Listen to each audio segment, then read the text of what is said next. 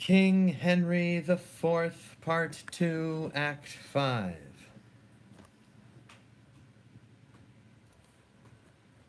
Scene 1. Enter Shallow, Falstaff, and Bardolph with Page. Shallow. By cock and pie, sir, you shall not away tonight. What Davy, I say? You must excuse me, Master Robert Shallow. I will not excuse you. You shall not be excused. Excuses shall not be admitted.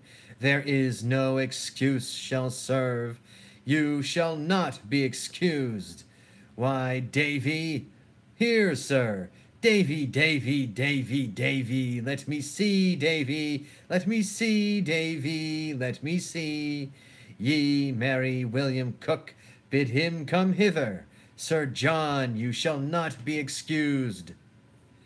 Marry, sir, thus those precepts cannot be served, and again, sir, shall we sow the Haiti land with wheat? With red wheat, Davy, but for William Cook are there no young pigeons? Yes, sir. Here is now the smith's note for shoeing and plough irons. Let it be cast and paid. Sir John, you shall not be excused. Now, sir, a new link to the bucket must needs be had. And, sir, do you mean to stop any of William's wages about the sack he lost at Hinckley Fair? A shall answer it. Some pigeons, Davy, a couple of short-legged hens, a joint of mutton, and any pretty little tiny kickshaws. Tell William Cook. Doth the man of war stay all night, sir? Yea, Davy, I will use him well. A friend I the court is better than a penny in purse. Use his men well, Davy, for they are errant knaves, and will backbite. No worse than they are backbitten, sir, for they have Marvale's foul linen. Well conceited, Davy, about thy business, Davy. I beseech you, sir, to countenance William Visor of Wancote against Clement Perks o' the Hill. There is many complaints, Davy, against that Visor. That Visor is an errant knave on my knowledge. I grant your worship that he is a knave, sir, but yet God forbid, sir, but a knave should have some countenance at his friend's request. An honest man, sir, is able to speak for himself, when a knave is not. I have served your worship truly, sir, this 8 years, and I cannot once or twice in a quarter bear out a knave against an honest man.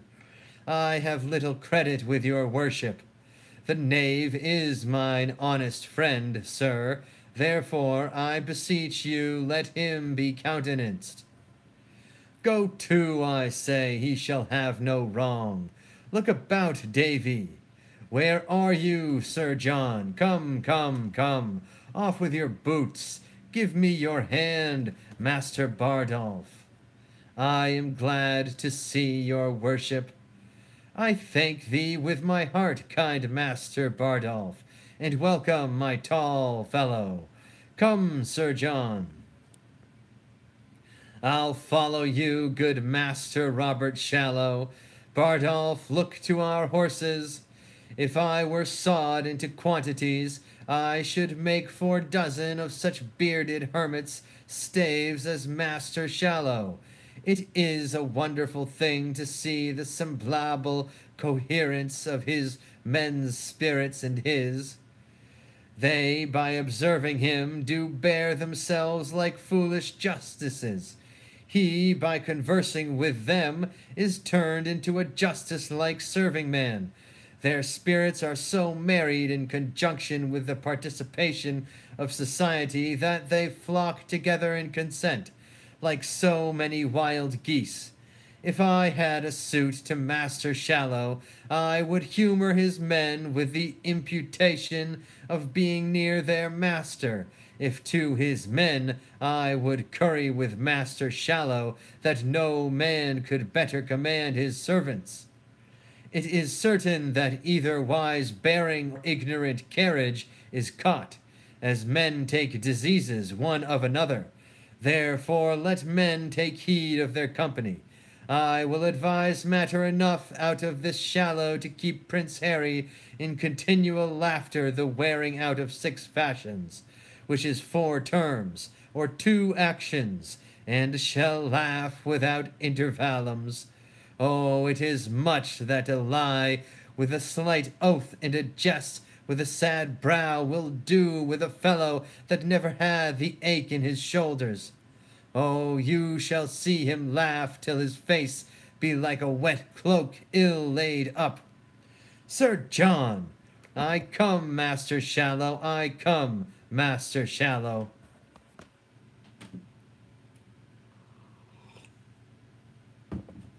Scene 2. Enter Warwick, Lord Chief Justice, meeting.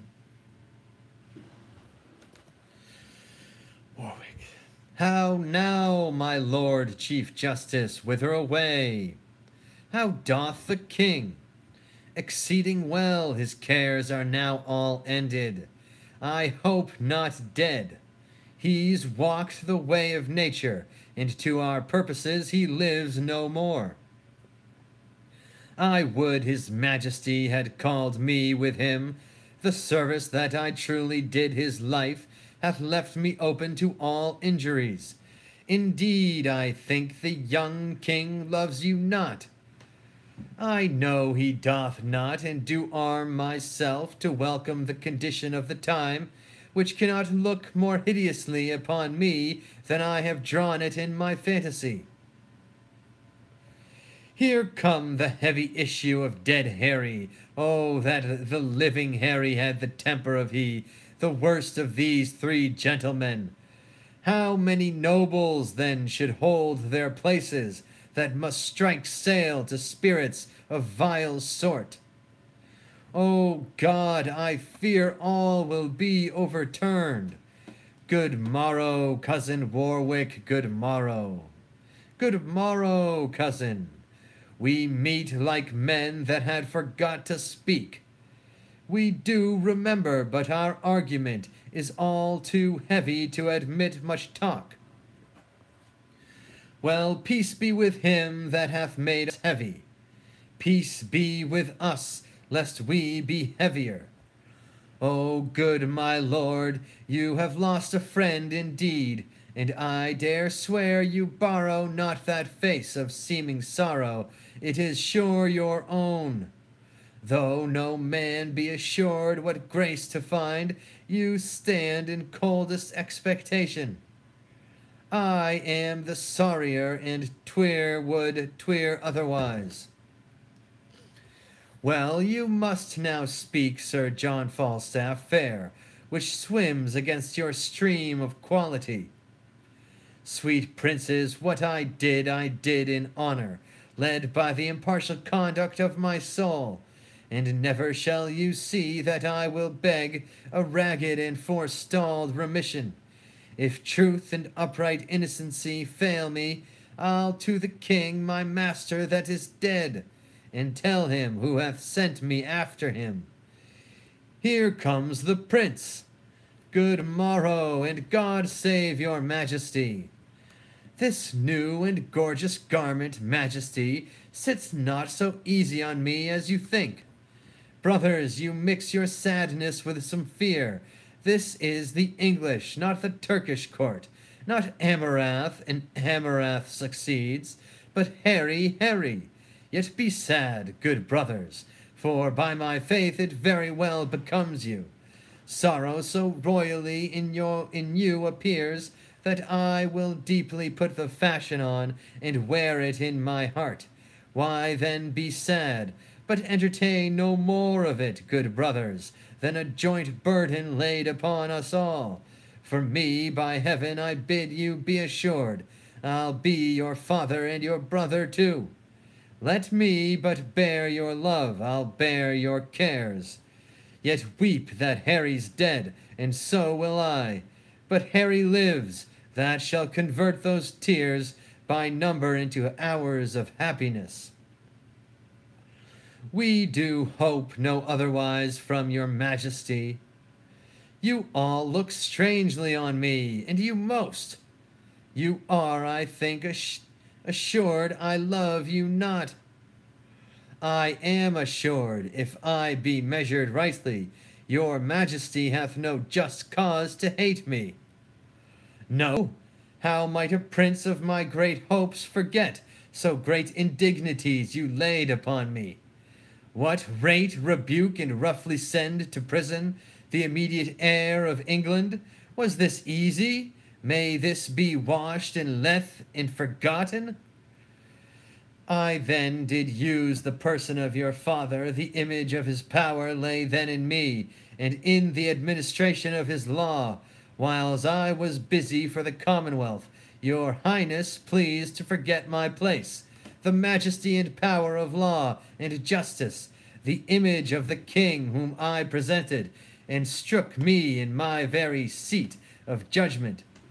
Whereon, as an offender to your father, I gave bold way to my authority, and did commit you. If the deed were ill, be you contented, wearing now the garland, to have a son set your decrees at naught, to pluck down justice from your awful bench, to trip the course of law and blunt the sword that guards the peace and safety of your person. Nay, more, to spurn at your royal image and mock your workings in a second body, question your royal thoughts and make the case yours. Be now the father and propose a son. Hear your own dignity so much profaned. See your most dreadful laws so loosely slighted. Behold yourself so by a son disdained, and then imagine me taking your part, and in your power soft silencing your son.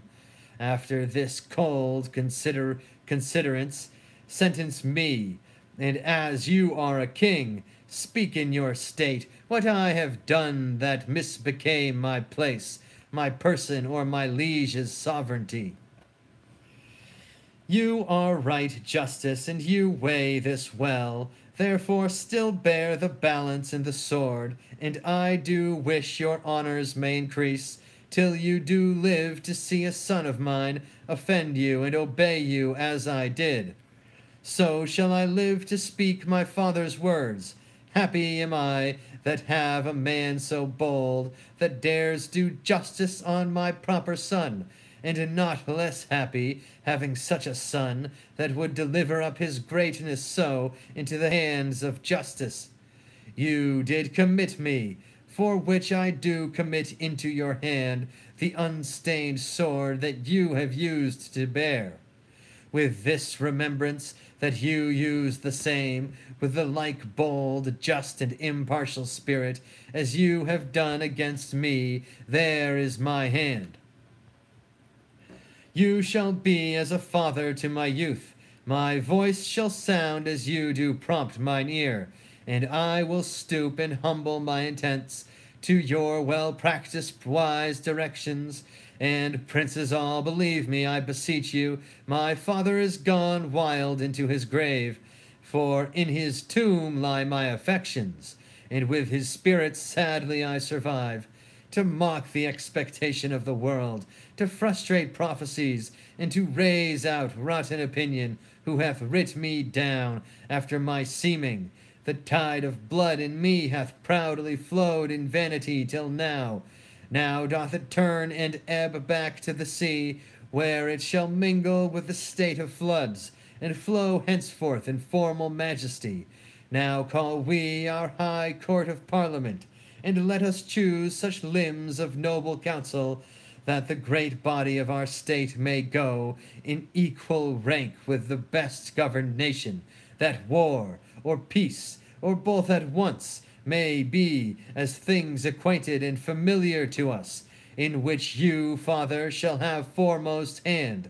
Our coronation done, we will excite, as I before remembered all our state, and God consigning to my good intents, no prince nor peer shall have just cause to say, God shorten Harry's happy life one day.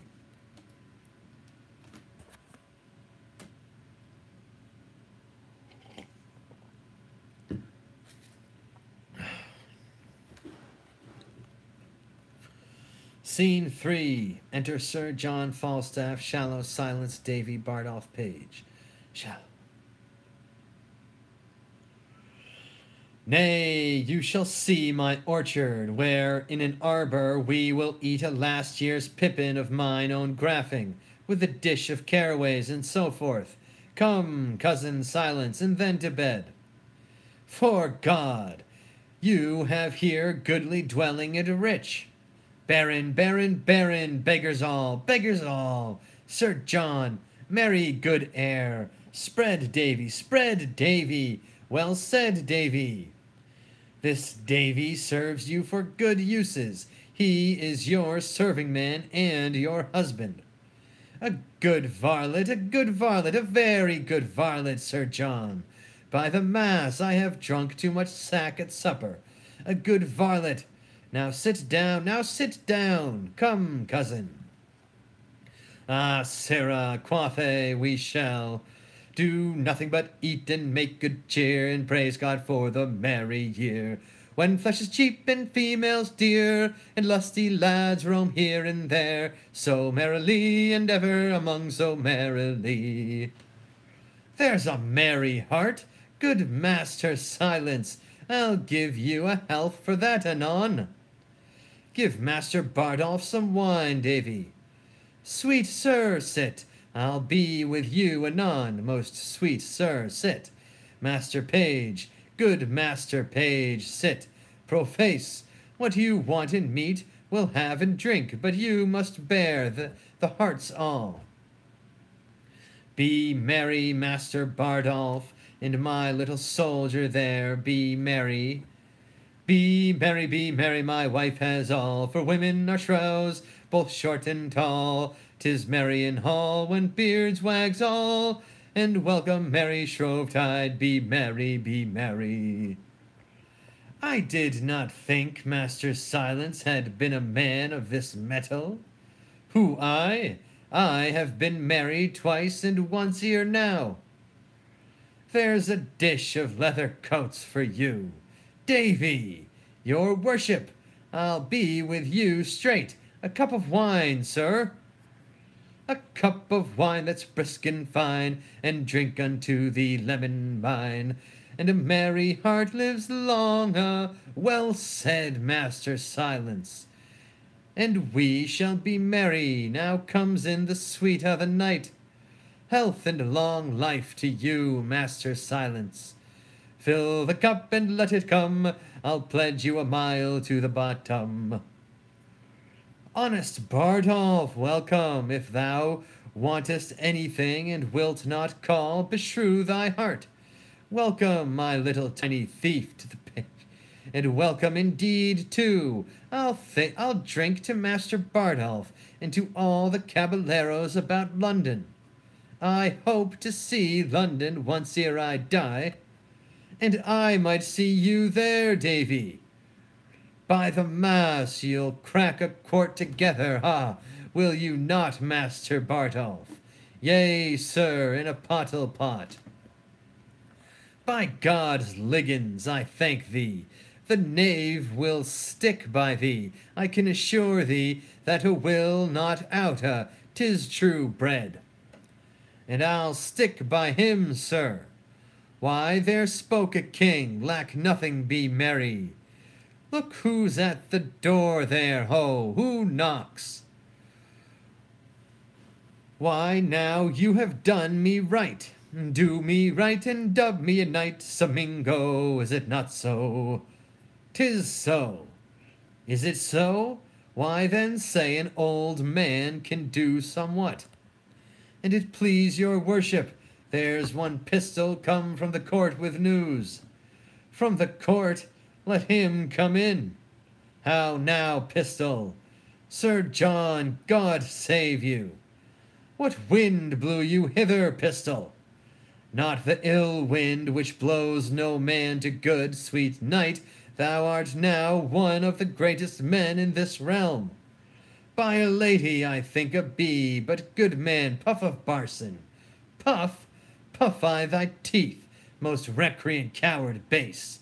Sir John, I am thy pistol and thy friend, and helter-skelter have I rode to thee, and tidings do I bring, and lucky joys, and golden times, and happy news of price.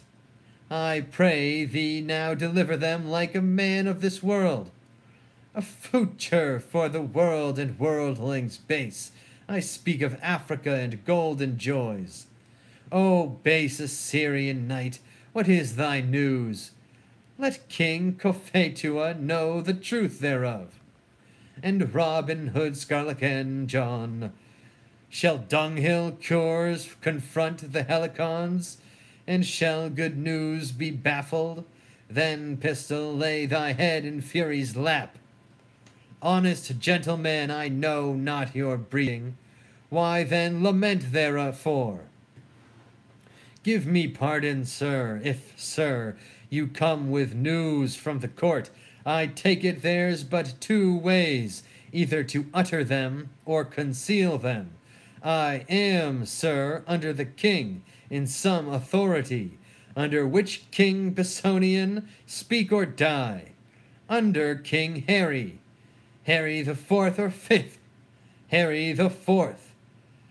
A future for thine office. Sir John, thy tender lambkin is now king. Harry the fifth's man. I speak the truth. When pistol lies, do this, and fig me like the bragging Spaniard. What, is the old king dead? As nail in door. The things I speak are just. Away, Bardolph, saddle my horse. Master Robert Shallow, choose what office thou wilt in the land. 'Tis thine. Pistol, I will double charge thee with dignities. O joyful day! I would not take a knighthood for my fortune. What? I do bring good news? Carry Master Silence to bed. Master Shallow, my Lord Shallow, be what thou wilt. I am Fortune's steward. Get on thy boots. We'll ride all night. O sweet pistol, away, Bardolph. Come, pistol, utter more to me, and withal devise something to do thyself good. Boot, boot, Master Shallow. I know the young king is sick for me. Let us take any man's horses, and the laws of England are at my commandment. Blessed are they that have been my friends, and woe to my Lord Chief Justice. Let vultures vile seize on his lungs also. Where is the life late I led, they say? Why, here it is. Welcome these pleasant days.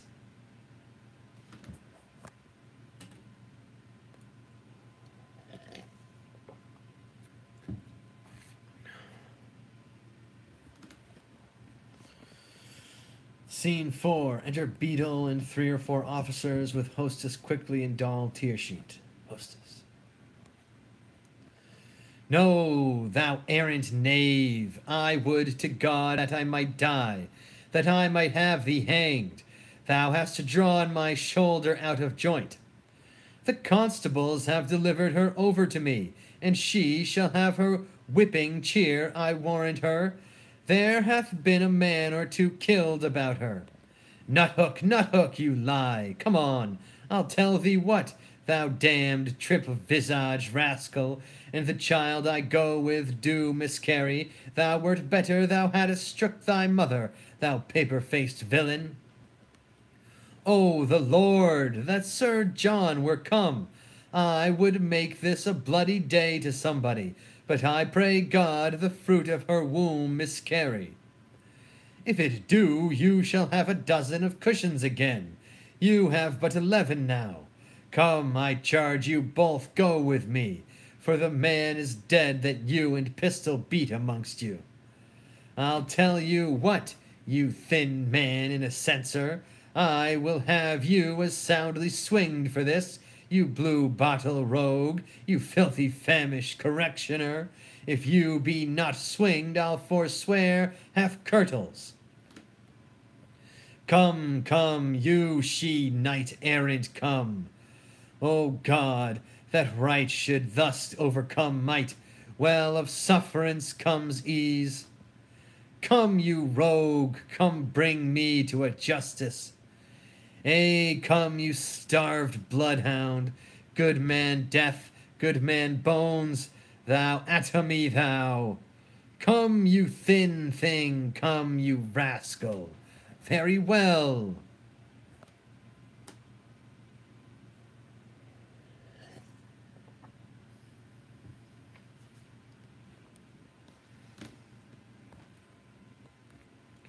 Scene 5, enter strewers of rushes. More rushes, more rushes! The trumpets have sounded twice. 'Twill be 2 o'clock ere they come for the coronation. Dispatch, dispatch! Stand here by me, Master Shallow. I will make the king do you grace. I will leer upon him as a comes by, and do but mark the countenance that he will give me. God bless thy lungs, good knight. Come here, Pistol, stand behind me. Oh, if I had had time to have made new liveries, I would have bestowed the £1,000 I borrowed of you. But 'tis no matter, this poor show doth better, this doth infer the zeal I had to see him. It doth so. It shows my earnestness of affection. It doth so. My devotion. It doth, it doth, it doth. As it were, to ride day and night, and not to deliberate, not to remember, not to have patience to shift me. It is best, certain, but to stand stained with travel, and sweating with desire to see him, thinking of nothing else, putting all affairs else in oblivion, as if there were nothing else to be done but to see him. 'Tis semper idem, for obsque hoc nihil est. 'Tis all in every part. 'Tis so indeed. My knight, I will inflame thy noble liver, and make thee rage. Thy doll and Helen of thy noble thoughts is in base durance and contagious prison, haled thither by most mechanical and dirty hand. Rouse up revenge from Ebon den with fell Alecto's snake, for doll is in, Pistol speaks not but truth. I will deliver her. There roared the sea, and trumpet clangor sounds. God save thy grace, King Hal, my royal Hal. The heavens thee guard and keep, most royal imp of fame. God save thee, my sweet boy. My lord Chief Justice, speak to that vain man. Have you your wits? Know you what 'tis you speak? My king, my Jove, I speak to thee, my heart. I know thee not, old man, fall to thy prayers. How ill white hairs becomes a fool and jester. I have long dreamt of such a kind of man, so surfeit swelled, so old and so profane, but being awaked I do despise my dream. Make less thy body hence, and more thy grace. Leave gormandizing, know the grave doth gape for thee thrice wider than for other men. Reply not to me with a fool-born jest. Presume not that I am the thing I was, for God doth know, so shall the world perceive, that I have turned away my former self. So will I those that kept me company. When thou dost hear I am as I have been, approach me, and thou shalt be as thou wast, the tutor and the feeder of my riots. Till then I banish thee on pain of death, as I have done the rest of my misleaders, not to come near our person by 10 mile. For competence of life I will allow you, that lack of means enforce you not to evils. And as we hear you do reform yourselves, we will, according to your strengths and qualities, give you advancement. Be it your charge, my lord, to see performed the tenure of my word. Set on. Master Shallow, I owe you 1,000 pound. Yea, marry Sir John, which I beseech you to let me have home with me. That can hardly be, Master Shallow. Do not you grieve at this. I shall be sent for in private to him. Look you, he must seem thus to the world. Fear not your advancements. I will be the man yet that shall make you great. I cannot perceive how, unless you give me your doublet and stuff me out with straw. I beseech you, good Sir John, let me have 500 of my 1,000. Sir, I will be as good as my word. This that you heard was but a colour. A colour that I fear you will die in, Sir John. Fear no colours, go with me to dinner. Come, Lieutenant Pistol, come, Bardolph. I shall be sent for soon at night. Go carry Sir John Falstaff to the fleet. Take all his company along with him. My lord, I cannot now speak. I will hear you soon. Take them away. Si fortuna me tormenta, spero contenta. I like this fair proceeding of the king's. He hath intent his wonted followers shall all be very well provided for, but all are banished till their conversations appear more wise and modest to the world. And so they are. The king hath called his parliament, my lord. He hath. I will lay odds that ere this year expire, we bear our civil swords and native fire as far as France.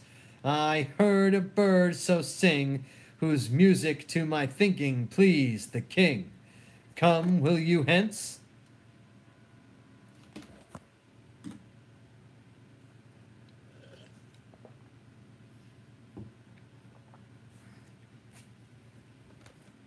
Epilogue.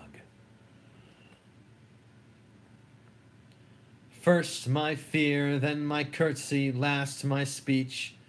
My fear is your displeasure, my curtsy, my duty, and my speech, to beg your pardons.